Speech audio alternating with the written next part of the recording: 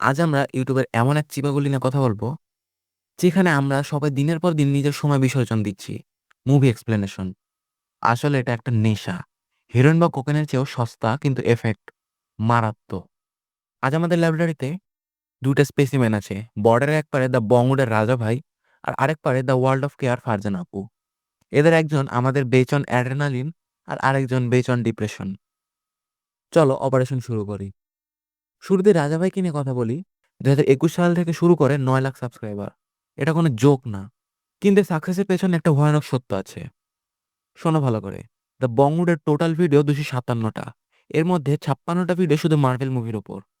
কিন্তু কেন? ওনার কি স্কারলেট জনসনকে এতই ভালো লাগে? क्या बोला तूने? ওনার চ্যানেলে ২০% কন্টেন্ট শুধু একটা ফ্র্যাঞ্চাইজি নিয়ে। আর সবচেয়ে ফানি পার্টটা কোনটা জানো? হলিউডের বাইরে ওনার ভিডিও মাত্র একটা। মানে রাজা ভাই হলেন সেই বন্ধু যে বিরিয়ানি ছাড়া আর কিছুই চেনে না। উনি রিস্ক নিতে জানেন না বা নিতে চান না। উনি বুঝে গেছেন বাঙালি পাবলিক হলো ব্র্যান্ডের গোলাম। মার্ভেলের লোগো দেখলেই আমরা ক্লিক করি। আর উনি সেই সুযোগটাই নিচ্ছেন। উনি ইউটিউবার কম আর ডিজনির আনপেড মার্কেটিং ম্যানেজার বেশি মনে হয়। রাজা ভাইয়ের কন্টেন্ট হলো একদম ফাস্ট ফুড। ম্যাকডোনাল্ডসের বার্গারের মতো। খেতে মজা, কিন্তু পেটে কোনো পুষ্টি নাই। ১৫ থেকে ২০ মিনিটের ভিডিও। তুমি বাসায় ঝুলতে ঝুলতে দেখছো অথবা টয়লেটে বসে আছো। রাজা ভাই তোমাকে ইনস্ট্যান্ট ডোপামিন হিট দিচ্ছেন। আয়রন ম্যান মারা গেলে রাজা ভাই এমন করে ভয়েস দেবেন যেন ওনার নিজের দুলাভাই মারা গেছে। উনি ফেস্টিভ্যাল করেছেন ভালো কথা, কিন্তু ওনাকে দেখার পর ওই মিষ্টিটা চলে গেছে। এবার বর্ডার ক্রস করি, আসি আমাদের ফারজান আপুর কাছে। দ্য ওয়ার্ল্ড অফ কেয়া। আপুর জগৎটা ভাই একটু অন্যরকম। রাজা ভাই যদি হন ম্যাকডোনাল্ডস, ফারজান আপু হলেন সেই পুরান ঢাকার বাসি বিরিয়ানি। খেলে পেট খারাপ হবে, কিন্তু স্বাদটা ভোলা যাবে না।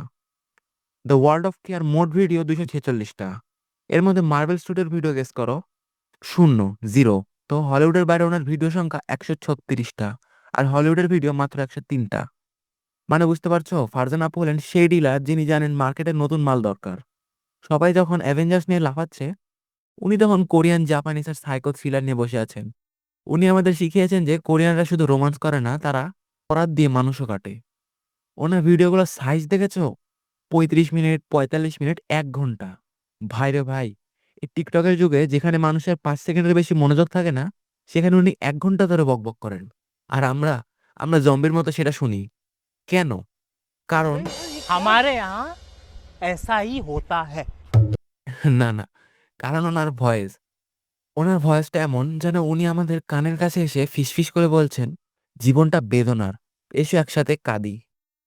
রাজা ভাই তোমাকে হিরো বানাতে চায়। আর কে আপু তোমাকে বোঝাতে চায় যে তুমি আসলে ভিকটিম। ওনার কুম্ফু বয় বা রিকি ও ভিডিওগুলো দেখো। মেইন স্ট্রিম না, কিন্তু ভিউ ১০ মিলিয়ন। কেন? কারণ উনি আমাদের ভেতরে সেই স্যাডিস্ট সত্তাটাকে জাগিয়ে দেন। আমরা অন্যের কষ্ট দেখতে ভালোবাসি। আর কে আপু সেটা ভালো করে জানেন। কিন্তু আপুর একটা প্রবলেম আছে। উনি ফেসলেস। উনি নিজেকে আড়ালে রেখেছেন। এটা কি স্ট্র্যাটেজি? নাকি উনি দেখতে এতটাই সুন্দর যে দেখলে তোমার হার্ট অ্যাটাক হবে? কিন্তু মাঝে, মাঝে মনে হয় উনি কি আমাদের ইমোশন নিয়ে একটু বেশি খেলছেন না?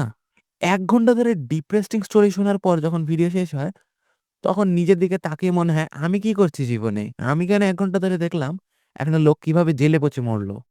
হাহ! এখন যদি এই ২ জনকে এক পাল্লায় মাপি, তাহলে সিনটা কেমন দাঁড়ায়? এটা অনেকটা অ্যাভেঞ্জার্স বনাম ট্রেন টু বুসান। রাজা ভাই হলেন সেই পপকর্ন মুভি যেটা দেখে তুমি ভুলে যাবে। আর কি আপু হলেন সেই আর্ট ফিল্ম যেটা দেখে তোমার রাতের ঘুম আসবে না।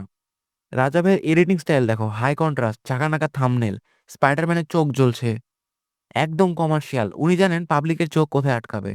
অন্যদিকে কি আপু, ওনার থাম্বনেল দেখে মনে হয় উনি উইন্ডোজ ৯৮ ব্যবহার করছেন। সেই মান্ধাতার আমলের ডিজাইন, টেক্সচার, ব্যাকগ্রাউন্ড আর পুরনো ফন্ট। কিন্তু অদ্ভুত ব্যাপার হলো, ওনার কন্টেন্টের জোর এত বেশি যে ওই ফালতু থাম্বনেলেই মানুষ ক্লিক করে। এটাকে বলে কনফিডেন্স। উনি জানেন ওনার মাল ভালো, প্যাকিং যেমনই হোক। আমরা আসলে মুভি লাভার না, আমরা হলাম অলস। আমরা রাজা ভাইয়ের ভিডিও দেখি কারণ আমাদের ৩ ঘন্টা ধরে মুভি দেখার ধৈর্য নেই।